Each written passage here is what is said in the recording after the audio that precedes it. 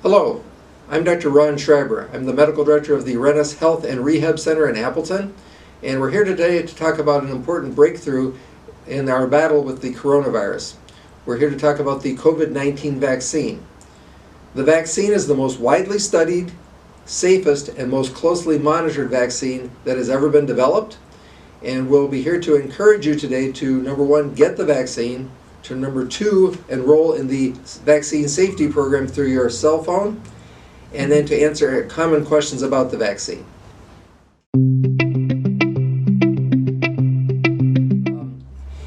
When a medicine or a vaccine gets approved by the Food and Drug Administration, it undergoes rigorous testing and evaluation. A medicine, such as a blood pressure pill, is considered secondary prevention. So the person has the disease or the illness, and the medicine is developed to treat that and prevent the complications of that illness. A vaccine is considered primary prevention. The goal of the vaccine is to prevent the infection from occurring in the first place.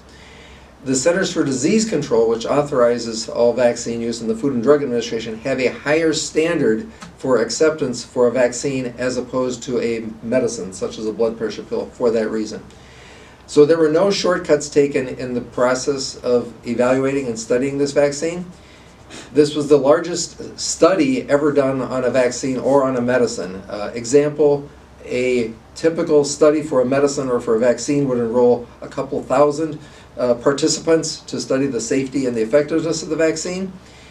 In this trial, there were more than 35,000 people who were studied, who were participants in the studies of the vaccine before it was approved. And it goes through phase 1, phase 2, phase 3. It's reviewed after each of the 3 phases.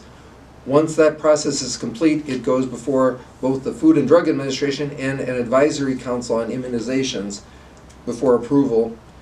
Once the vaccine is approved, there is then what's called phase 4 evaluation after the vaccine has been released to study both efficacy and safety.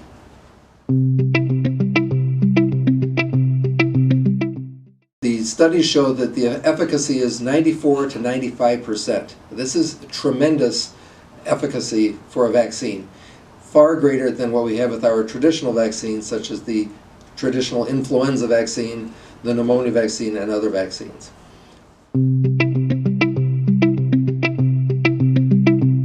This vaccine works by a bit of a different mechanism than our traditional vaccines. This is not a live vaccine. There's no live component to it.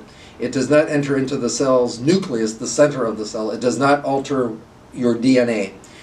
What this vaccine does, it encodes a case of mRNA, messenger RNA, from the virus. It's encoded in our protein core.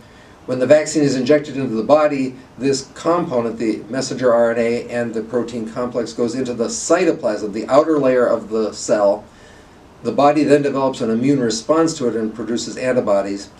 The messenger RNA never enters into the nucleus, the core of the cell, and it gets broken down or degraded by the body after this process is complete. This is something that I wasn't familiar with 3 months ago, but this concept of messenger RNA vaccine and this development is actually not a new process. This has been evaluated by scientists in the laboratory setting for over the past 10 years. Very exciting technology in that sense.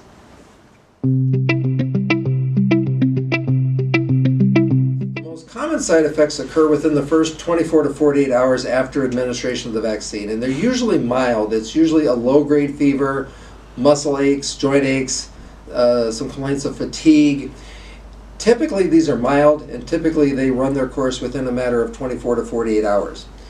If a person exhibits a high fever, if they have severe symptoms, severe muscle aches, severe pains, it is recommended that they go to a healthcare professional for further evaluation. Those symptoms are not likely due to the vaccine itself. The most serious side effect of the vaccine is the concept of anaphylaxis. Anaphylaxis is a serious and potentially life-threatening side effect.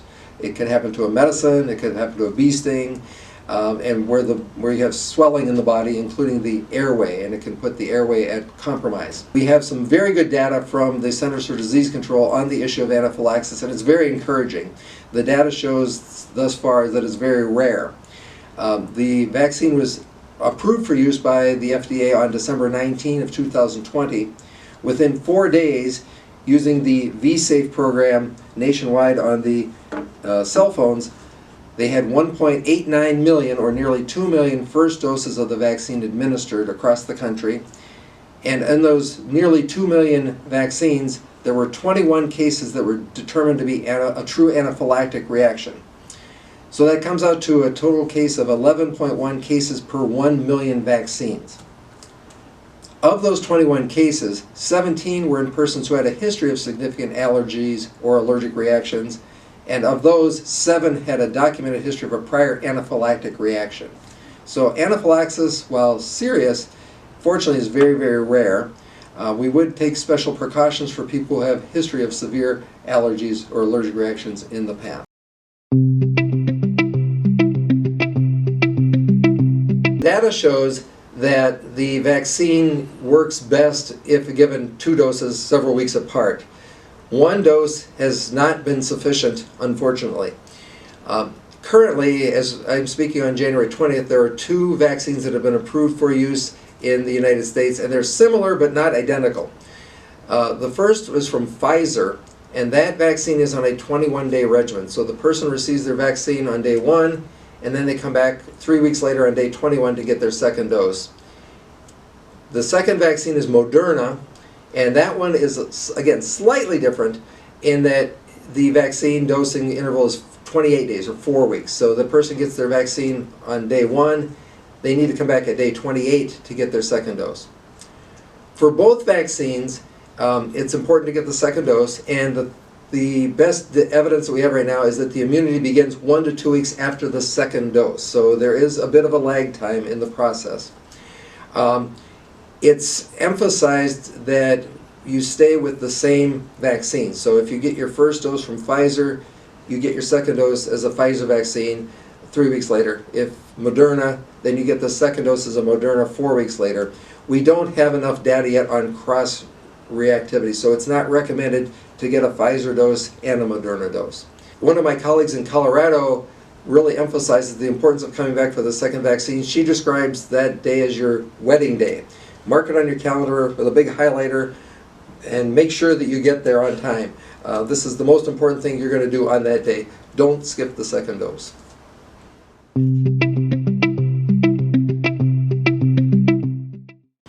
Many people do recover from coronavirus without long-term effects. However, that's not true for all individuals. I'm speaking on the 20th of January. We now have over 400,000 people who have died in the United States alone, and this has been attributed to coronavirus. The other thing is that there are people who have survived coronavirus, but they've had complications, and we don't know if those complications are long-term or short-term. What we are learning about the coronavirus is that it is a vascular process. It attacks the blood vessels in the body. We have certainly heard cases of young, healthy people who run marathons who are now struggling to walk 2 blocks. We have young, healthy people who are now having persistent headaches or even memory impairment, presumably because the virus has affected the blood vessels in the brain. So while many people do have a complete recovery, it's not true in all cases, and some of the long-term effects can be potentially serious.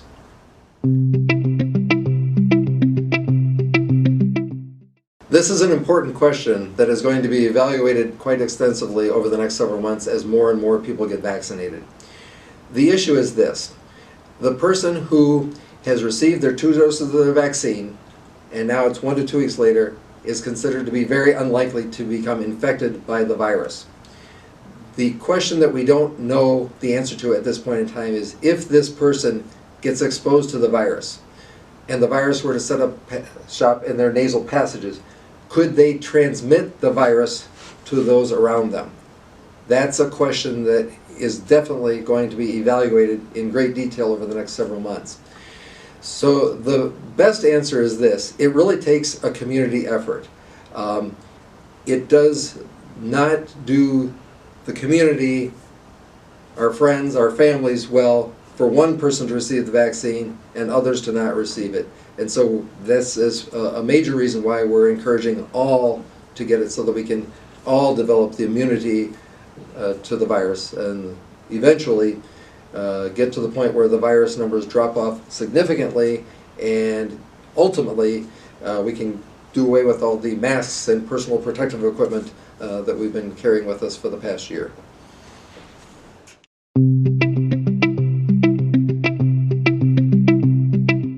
One question is, does the vaccine contain fetal tissue from unborn babies? And the answer is no. There is no fetal tissue involved in the vaccine. Another question came about the use of heavy metals in the vaccine, such as copper or nickel, and there are no heavy metals in the vaccine.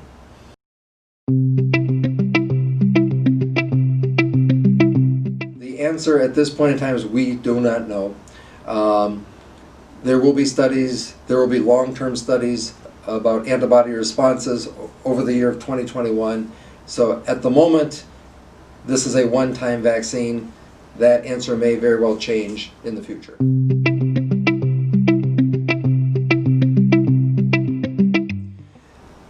This is not a live vaccine. It is not a DNA vaccine. It is a messenger RNA vaccine. The thought is that the risk to the fetus is very, very low. We do know that pregnant women who develop COVID-19, the infection, are at a much greater risk for severe medical conditions as opposed to non-pregnant women. So a pregnant woman who has the coronavirus is at a greater risk for being hospitalized, at a greater risk for being hospitalized in the intensive care unit and requiring mechanical ventilation, and is actually at a greater risk for dying from coronavirus than a non-pregnant woman. There are two organizations that have weighed in on this matter, the American College of Obstetrics and Gynecology and the Society for Maternal and Fetal Medicine, and both are recommending that pregnant women and women who are breastfeeding obtain the vaccine.